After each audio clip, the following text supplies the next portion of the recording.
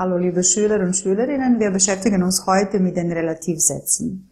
Hajde da vidimo kako možemo da odgovorimo na pitanje where is dieser Mann. Sada treba da izrazimo svoje pretpostavke i kako to možemo.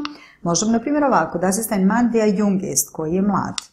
Das ist ein Mann der nachdenkt, koji razmišlja. Das ist ein Mann dessen Haare schön sind, čija kosa je lepa. Das ist ein Mann von dem ich nicht viel weiß, o kome ne znam puno.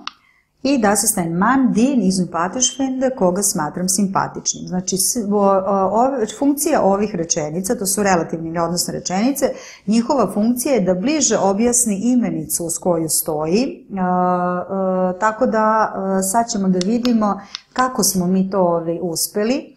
Uspeli smo tako što smo koristili na početku te relativne rečenice relativnu zamenicu. Od čega zavisi oblik relativne zamenice? Prva stvar je od roda ove imenice. Imamo imenicu muškog roda i prvo o tome moramo da vodimo računa. Druga stvar je funkcija koju ima u ovoj rečenici.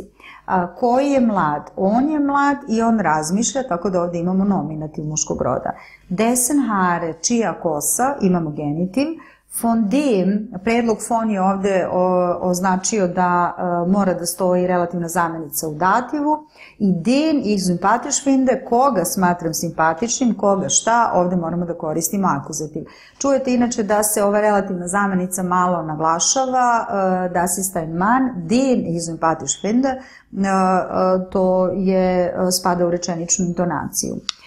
Šta bi se desilo ako promenimo rod imenice? Das ist eine, ich habe eine Freundin, die sehr lustig ist, koja je veoma vesela, deren Mutter, čija majka, der ich gerne helfe, kojoj rado pomažem, i die ich sehr mag, koju vrlo volim. Sad smo znači morali, opet smo vodili računa o rodu imenice, žene.